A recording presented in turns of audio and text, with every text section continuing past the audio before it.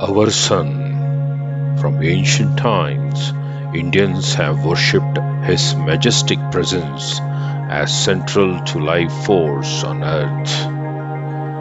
Surya, Aditya, Ravi are few of his known names.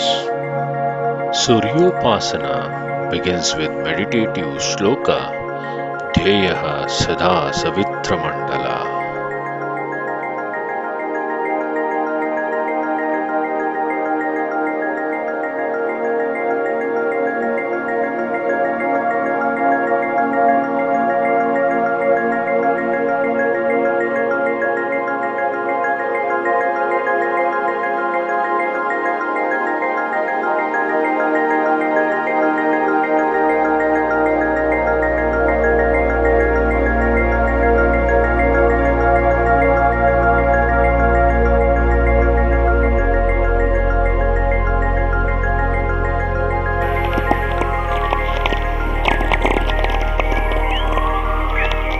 Down to 7 Victor Charlie. Uniform Tango 1, Uniform Lima. Minutes. Coordinated Universal Time. National Institute of Standards and Technology Time. This is radio station WWB, Fort Collins, Colorado.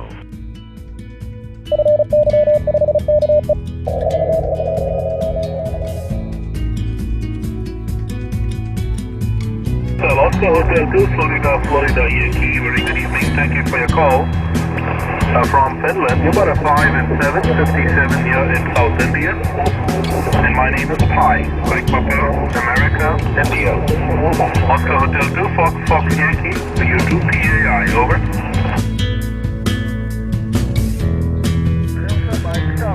Oscar Echo 5, Radio Alpha Lima, 59 Roger, Chandro, 10 dB over 9, big signal from India, 7-3, good luck. Thank you very much. I will take you as Victor Uniform 2, Radio Charlie 10, monitoring. Radio 3, Florida, Radio 3, Fox 2. Sugar Victor 9. Roger, my friend. Victor Uniform 2, Radio Charlie 10, my friend John. My name is Jorge. Juliet Oscar Romeo Colieco from Kilo, South America. No pass, my friend. No pass. My antenna board in Japan. The code is a 538 PPA for South. Charlie Echo number 3, Kawasaki. This is Victor Uniform 3, Echo Charlie number. Very good evening. Sugar Mike 5, Eco Papa Oscar, thank you. You are 5922. Thank you for 140. You are that contact. Victor Uniform 2, Delta Eco Delta.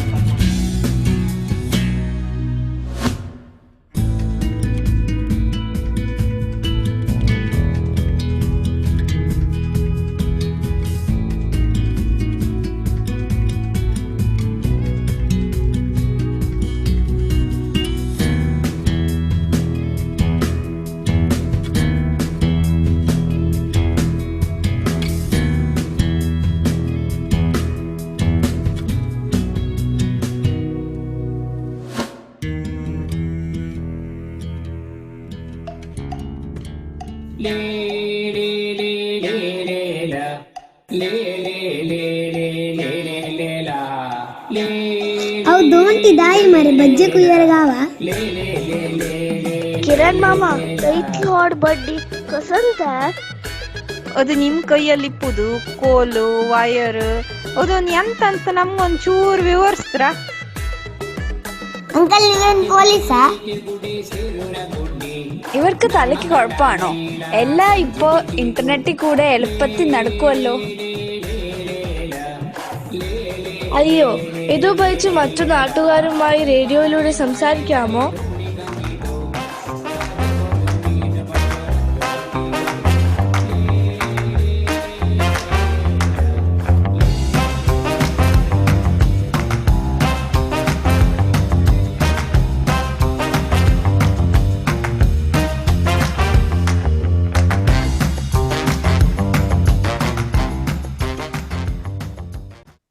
Hello everyone, this is View to X-ray Echo, Kiran Padiyar.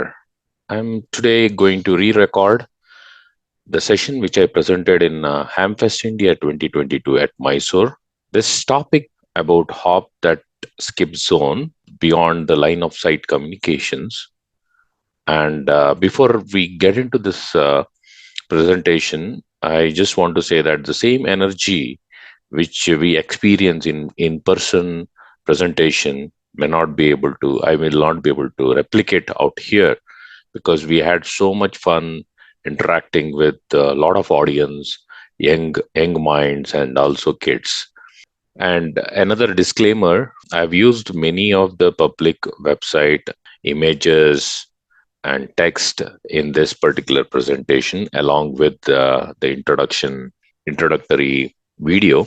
I don't claim any rights on those. They are respective copyrighted aspect if there is any copyright on them. But I have used only for educational and spreading awareness of the hobby for general uh, human good. So, with that, those two disclaimers and introductions, I would like to start this presentation.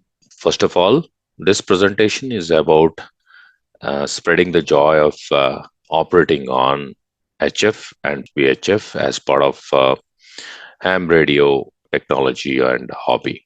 When I started thinking about this presentation, I had aspect of keeping the kid in myself and most of the hams in play, because I wanted to have the same sparkle, same joy to outshine and come out and exhibit amongst us. So main purpose of this presentation is to rekindle our joy of operating, joy of experiencing that magic on air. So when we actually go into the radio communication era and in the hobby, what are the typical influencers? I call it as the great pyramid of HF comms. There is another specific video where I touch upon this pyramid, where you say 5 layers of communications. Bottom, you will see the medium itself, which is nothing but ionosphere in most of the HF long distance communication. Then the location where you are located, your antennas, your transceivers are located, from where you operate. Then there is antennas and transmission lines. Then there is a transceiver and other accessories which you use, and then you yourself, the operator himself, right? From the complexity perspective or the control perspective, I would say, so you have absolutely no control on the medium, but as you go towards the top of the pyramid, you seem to have almost all control, because that is where the thought of even the communication originates, and it goes, penetrates to buying a good receiver, transceiver, putting up a good antenna at a good location, etc., will come into play. But what you don't have a control on this is ionosphere, which we have minimal understanding as well, and it is most complicated. And we have to live with what we have been given, what we have been gifted by God. I also call this pyramid, I correlate this with man versus nature, where the human as operator and the ionosphere as a nature comes together, and with that interplay, we are able to operate with a lot of instruments in between, right? So when we actually take two such triangles and form a diamond, I call it as crossing the bridge or forming the diamond. So communication is established through these channels. We think that it is operator to the DX or the other party, but there is a in between layers which it has to go through. So it has to be on the both sides. It is a two-way when it has to be called as a communication. Unlike many broadcast stations, it is not one way, which we are intending to or we are licensed to. It is a two-way communication, successful communication in HF for any of the ham It is both ways. So everyone has to put some efforts to get this established.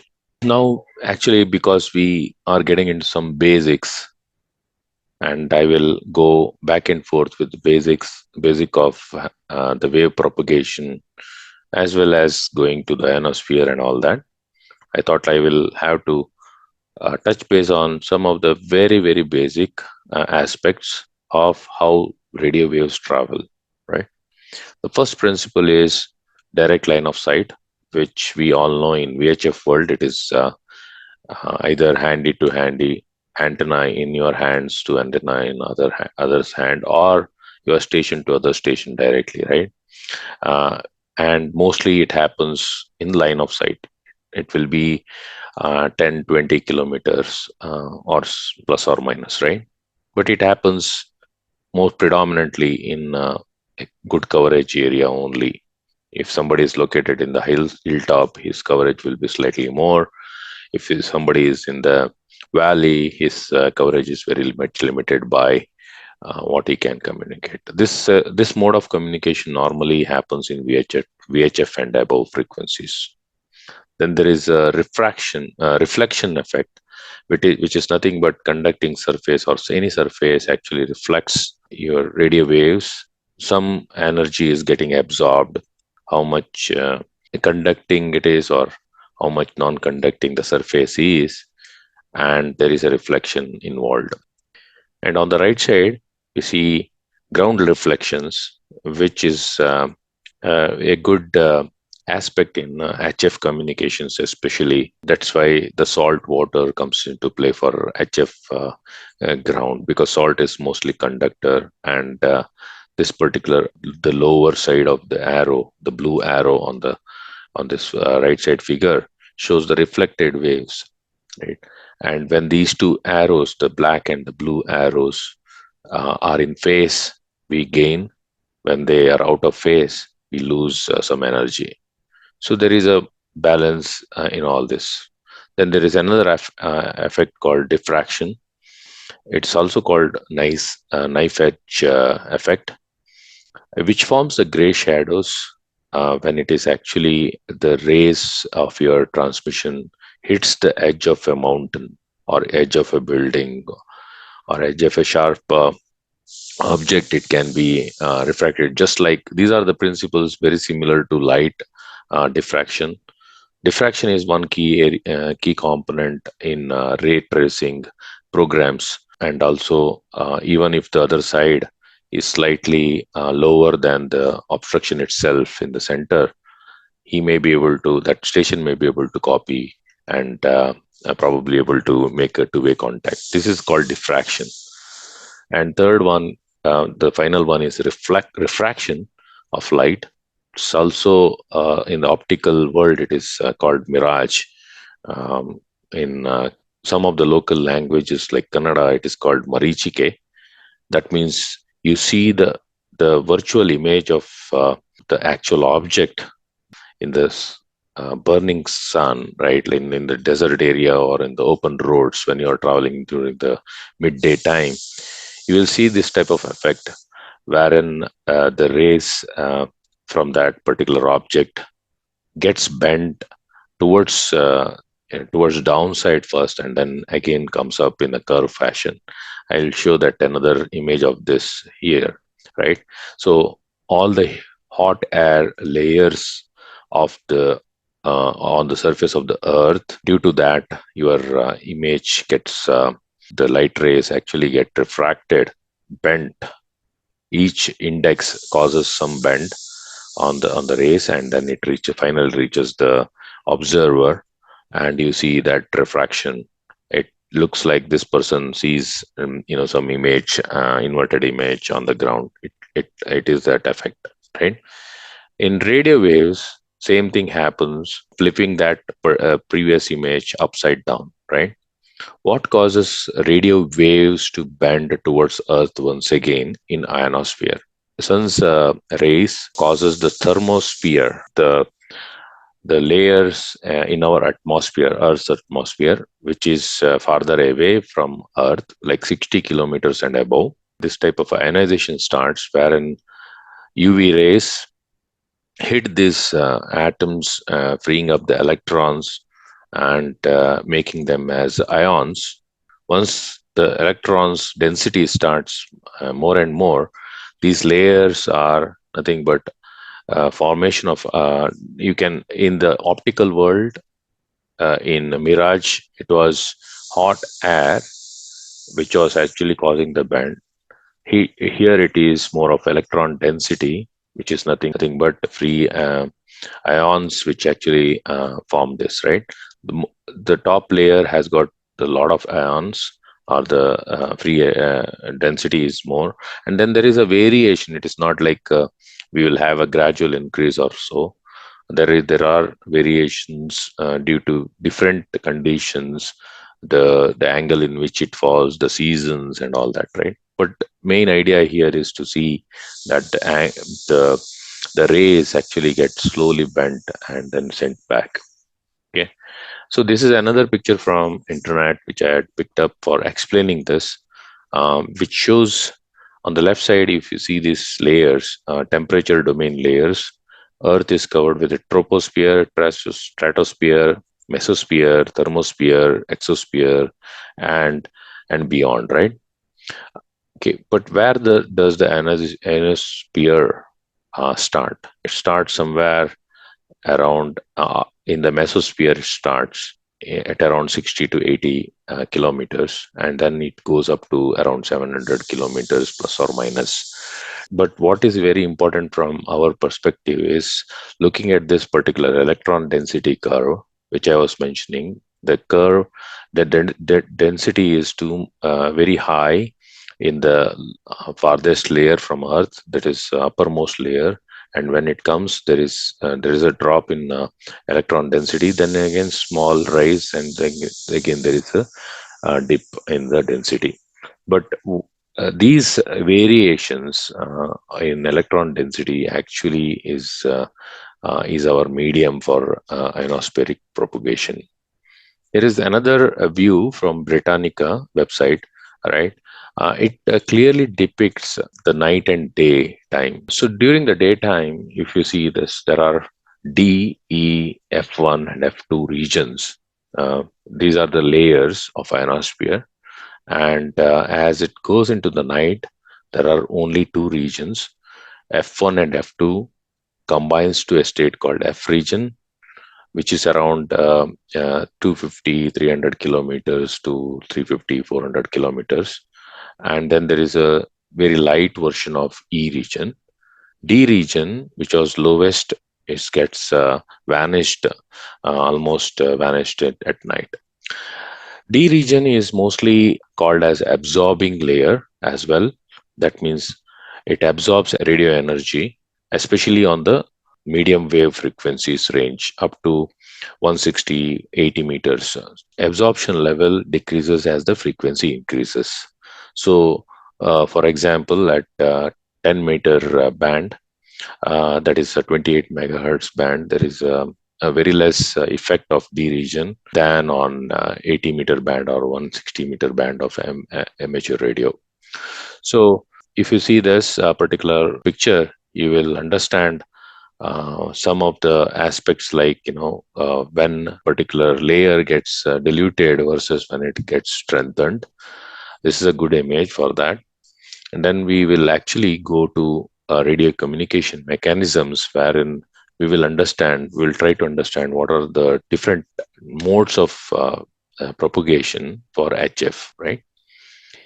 As I said earlier, that during night time, there is absorption, less absorption due to D layer, absent of D layer, and it is also a cause for something known as ground wave propagation as well, right? Medium wave frequencies normally have got this ground wave propagation in play, and they travel usually few hundred kilometers at times. That's why normally AM stations on medium wave, we can see that at night travel hundreds of kilometers than in the daytime. Daytime, you'll see very less communication range. So you will see that although the waves go up, it will hit the D layer and gets absorbed there during the day. But there is another part called ground wave, which actually traverses along the surface of the earth some distance. Because of the atmospheric dampening, it actually reduces the strength and dies off. And then there is another aspect called NVIS, near vertical incidence sky wave communication, which actually works on 80-meter and 40 meters typically. It may be different bands can be used based on the absorption and the day, but typically it works on 80 and 40. During this particular mode of communication, the high angle radiation, that means the waves actually, instead of having a low angle radiation, here we actually target the sky at near to vertical type of angle, and which gets bounced back from the upper atmosphere to the region very near to the antenna. It is typically we can see that 400 to 500-kilometer range or 600-kilometer range. That's for used for regional communication. In this particular thing, there is absolutely no fading because it undergoes only one hop, and there would be some ground waves also, because the ground wave distance would be within 100 or kilometers. You will see multipath as well, so more stable communication, and this will be used for regional disaster management as well, right? Then we will see that long distance skywave communication. If there are two sides of radio, right, on the left side and the right side, if there is a high angle here, what I intend to show is I have simplified these layers. Okay, the lowest one is D, middle one is E, and upper one is F layer. Here, as the elevation angle reduces, there would be a possibility of multi-hop. But what happens is every time the hop up happens, there is a absorption in these layers, because the wave, uh, the layers actually absorb energy. The waves loses their energy to excite more and more electrons. They don't actually flow much farther. So within a one or two hop, they get completely dampened and dissolved in atmosphere. So still, my point is here is, in this type of a thing, there are short skips. These are called the white patches on the ground here are called short skips. Okay.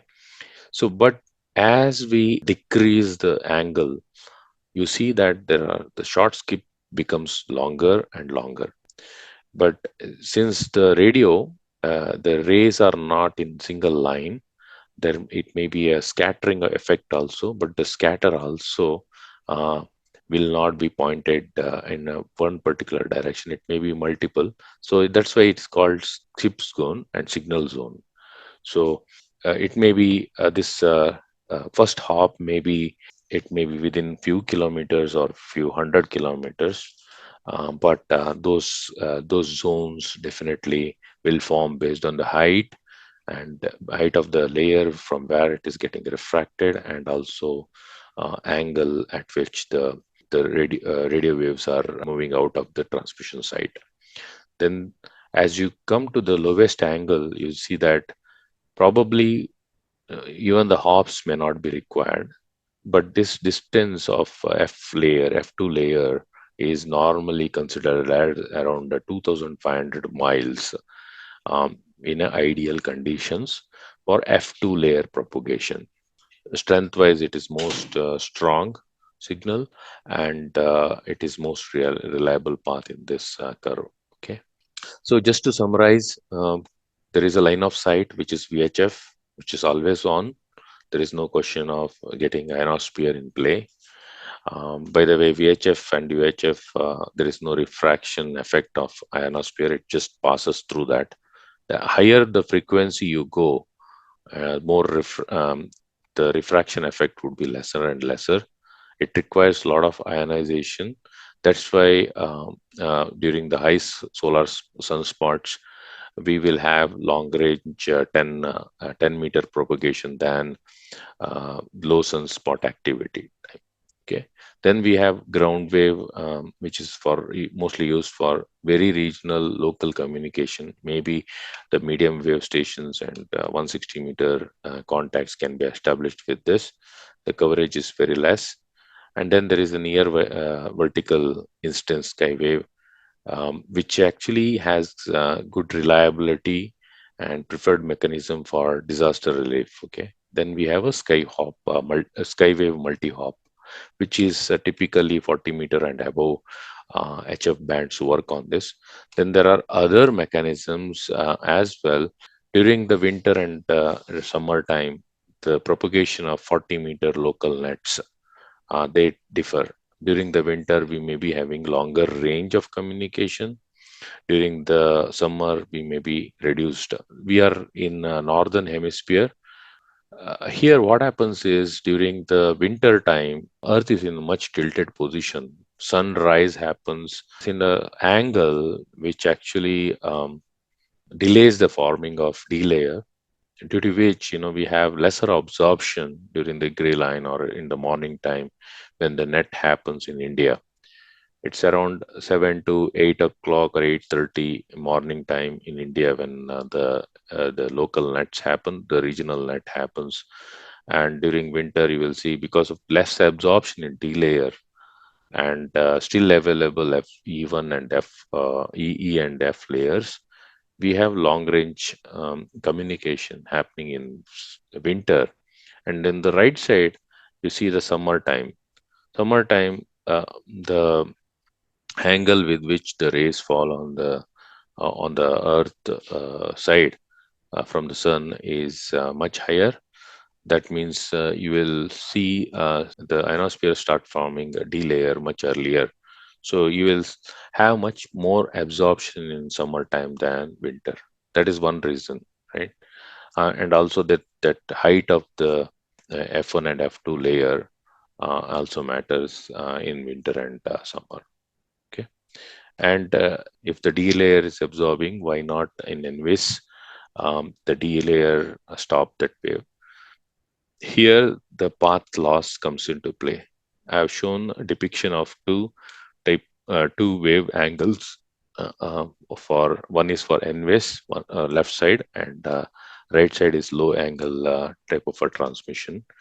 During the daytime, both sides we have a faintly colored mm, D layer, the lowest layer, wherein the path of traversal of signal from the transmission to the other side is the shortest in NVIS, whereas in long distance type of a low elevation radiation, it travels for a longer time, very much long time.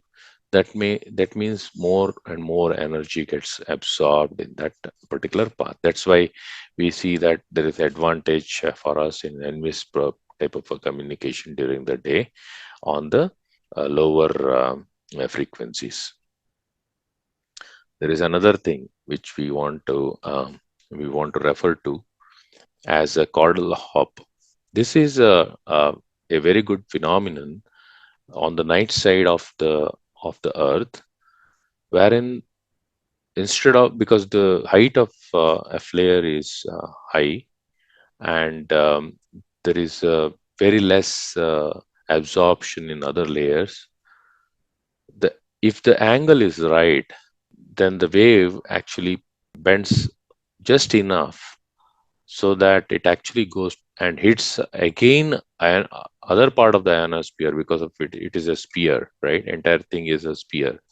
So instead of coming back to Earth, it moves and hits other part of the ionosphere till it, and the cycle continues one or two times before it jumps back to Earth, where more ionization is taking place just beyond the gray line. This happens that between normally happens in the long path, and it happens during the gray line as well as just after the gray line. So this is another very important aspect of communication with very, very low loss path. Okay. So other types of propagation we will not be talking about. There are very good sites for VHF propagation. VHF is with VHF also we can do non-line of sight of communication with the meteor scatter, sporadic key, and tropospheric ducting. But these are all outside of this particular presentation topic. Then I talk about my some of the rules which I have learned over time to operate during the field. I'll explain how actually I utilize my conditions to better communicate with other stations and be successful at least to some extent, right? Rules are different for everyone. They can formulate their perspectives based on what they experience, but these are purely based out of my experience. First rule which I follow is choosing the antenna for the location, right?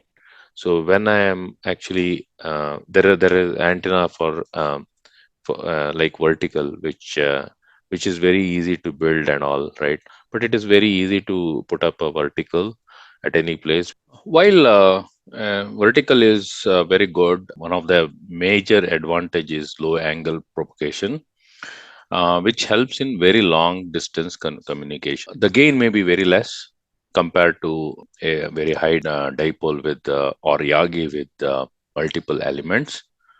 But if you compare that with the low elevation angle, the gain which gets dissipated on the skip can be avoided with this. And then there is something more which happens when vertical is near to the salt water, because we know that salt water is a highly conductor, and we have discussed about that principle of reflection um, of some of the ground waves in the near field and slightly within a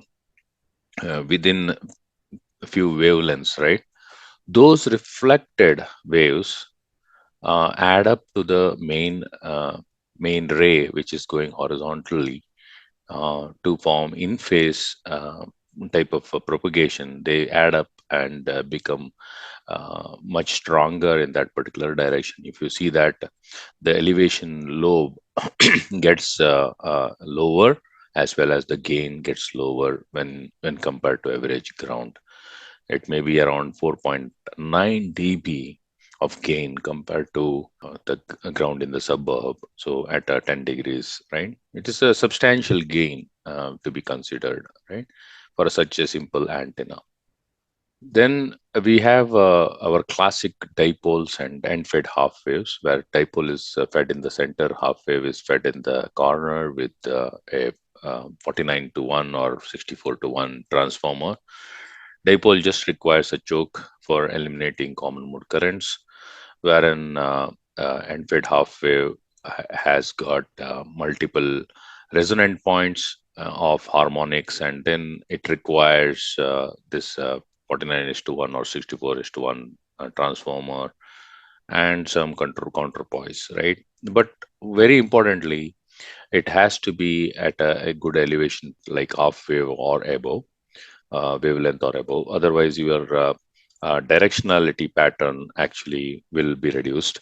You see that the red and black lines are for 40-meter dipole antenna at 5 and 10 meters, which are quarter wavelengths above the ground, whereas green is for half wave length. You can see that the radiation lobe has reduced as well as the pattern has come out very nicely. The first two patterns can be used for the NVIS, which has got high radiation angle, and the third one can be a DX. And as you move the antenna above, farther away and up from half wave, the lobes, there would be better lobes in the lower portion of elevation angle, and it also starts forming the nulls, deep nulls in between.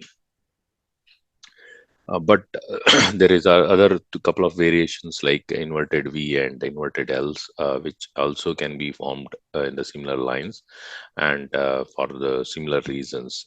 Then locating the antenna right where it should be is another important aspect. Okay, carrying all this antenna, locating somewhere else will not help. This is a photo from our VU4 Kilo Victor, that is Andaman Nicobar Island expedition, where we had placed all vertical dipole arrays and vertical antennas on the edge of high tide line or in the water itself. Making this will gain from surrounding salt water, and our shack was around 100 to 150 feet from these points. The loss in those cables, even if it is 1 dB, we need not bother because we will gain multifold of that loss in this particular and this saltwater surface. As I said, it's the average condition to the salty condition. The dBs can be more than 5 dBs of gain. And if you locate that antenna going farther away at the swimming pool area or garden area of this resort, we would not have gained anything. It is better to run low loss coax like LMR 400 to the beach and get the gain advantage, right? And if you are going to the mountain, we should locate at the edge rather than near to some resort area where may not help taking advantage of the terrain. Rule number three is avoiding noise signals from mainly from LEDs and other sources like regulators and all. Mostly it is because of the SMPS supplies nowadays, not just because of the LEDs, right? And we can reduce it, either switch off or cut off those, replace those LEDs with incandescent lamps, or even better good SMPS supplies for them, which produces low EMIs, right? Rule number four is if you are operating in a less ham populated country like in India, right? We have to be realistic. What does it mean to get a thrill? In most of the time, we will not have many operators throughout the day or throughout even in the evenings. We will have handful people only in non-net times on non-net bands. That means other than morning 7 to 8, 8:30 on 40-meter band, and similarly in the during the evening you'll find very less we use working or on the air because of many situations like morning QTHs and other limitations. The population is very less, unlike in US and Japan or EU. So we have to plan when we go out or when we even operate from house. We try to maximize your night time than the daytime, unless you are in some special conditions like the contest. There would not be much from within VU we'll get. If you're going to farther away places, rule number five is to put more efforts in getting those hops done, right? Typically, South Indian places, if you want to traverse to Europe, you will have around 7,000 kilometers approximately, right? And it will take 2 to 3 hops from here. So each hop absorbing and eliminating a lot of radio energy. You require to plan for it. You require to plan for a gain, reducing the loss in the cable, reducing the loss in due to your improper planning, the proper connectors to be used, and lot of other aspects which have to be taken care. Just putting some efforts will get you a very good path as well as a good credibility in terms of DX, because then they will start appreciating you as good ears than the lead operator. Okay, if you start calling these stations because if you are having a lot of power, but if your reception is not good, they may be calling and you may not be hearing them. So let us do some extra effort when we go to some location like that. At the same time, at your own house, put a dipole as high as possible. How much? Like, half a wavelength at the least, right? One invisible rule which I found after I put this type of theoretical or philosophical type of argument is I don't have a full control.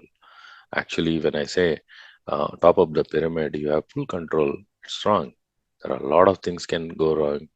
Even if you are having a super wealthy antenna, super gain antenna, very good transceiver site, very good location, some or the other thing can go wrong, and entire pyramid collapses. You have to start from the beginning, right? This is something which you have to start respecting nature, and start respecting the consequences, how it comes, and you have to go. But putting the best foot forward, putting that 100% in the hobby will get you very far. This is the classic from Akbar and Birbal stories in India. So it's called cooking khichdi. What happens is, in Akbar's time, there was a debate between Akbar and some of his ministers during a deep winter time. Akbar was casually discussing with them, how people will be willing to work during such chilling weather in Delhi, and how people may be thinking that they are very lazy to work and get some earning some money. Then Birbal challenges, saying that Birbal is one of the ministers in his office, right? So Birbal challenges Akbar, saying that there are people who can work even during most difficult times, and they will withstand this weather, and they will still be able to survive, and they will do it. So then Akbar asked him to take that challenge, bring someone who can withstand the cold waters near to this palace gardens. He brings one such farmer who can do that, and next day, Akbar was surprised that this farmer is still holding its ground, and he asked farmer what actually made him to stand. He says, "I saw a small lamp near to the fort walls, and I was trying to imagine that it is giving me some energy, and I'm standing here covering up myself, and spent all the night." He said. Then Akbar said, "Aha, you got the light, you got the warmth from that lamp, and it this is cheating. I will not reward you." Poor farmer goes without any choice. He was not rewarded. But Birbal wanted to teach the king a lesson. He next day starts cooking khichdi. Khichdi is kind of porridge. So he start cooking it, but he doesn't come show up in the palace. So Akbar goes to check why he is not coming to such important meetings. Then Akbar sees the scene wherein Birbal is cooking, has a fire on the floor, and farther away up on the near to the roof there is a pot which has been kept, and Birbal says, when that poor farmer, can get warmth and keep himself up all the night, because just by looking at that lamp, why not this khichdi cook on this fire? Akbar gets that message. So similar is the condition. If you are not putting any effort, it cannot be done with a distant fire. Everybody has to jump into it and get that connection going. Okay. I like this meme from internet where the cat is simply waiting to jump to the roof. I think it's very funny that they have put a lot of equations, and finally cat jumps. It thinks, and jumps, and it jumps to the floor, right? So if we are thinking too much, what to do, where to, what, and all this ionosphere, radiation angle, and all that, we will go nowhere. Just jump it. You learn from that, right? Every jump has got a teaching. So that's the message for this particular presentation. So when the band is open, however you jump, wherever you jump, you will get the X. All that matters is just jump. Okay, that is what actually about. And